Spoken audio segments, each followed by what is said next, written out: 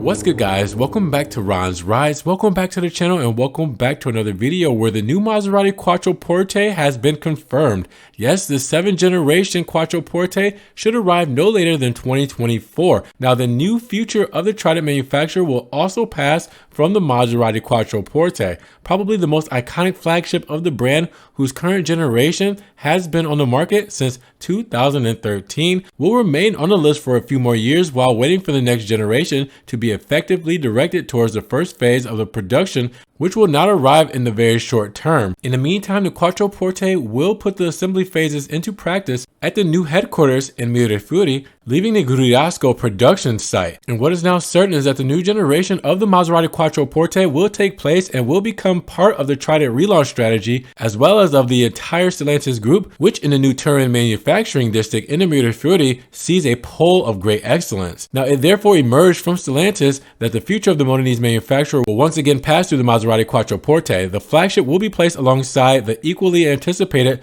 Maserati Gran Turismo and Gran Cabrio, which will also be produced in Mirafiori, whose debut of the Gran Turismo is expected in 2022. Now, it is therefore already known that the Gran Turismo is expected by the end of 2022 and the Gran Cabrio will debut soon after, so it can be assumed that the new generation of the Maserati Quattroporte will arrive no later than 2024. Therefore, the 7th generation of the Motorne's flagship will arrive no later than that date, which should debut with the solutions capable of applying a clean cut with previous generations, at least for the reason which concerns the technical sector available. Now, the Maserati Quattroporte will use the same platform that the manufacturer intends on all models made in Mirafiori. The electric Folgore variant is expected, while the rest of the range will be electrified. Now, obviously, revisions will certainly be seen as regards to the style that clearly needs a complete makeover while maintaining the active revival of the founding elements that have always characterized all Maseratis. Stellantis' business plan is expected for the start of the new year and could provide new details that have not yet been leaked to date. But with that said, are we ready for a new Maserati Quattroporte? Is it well overdue?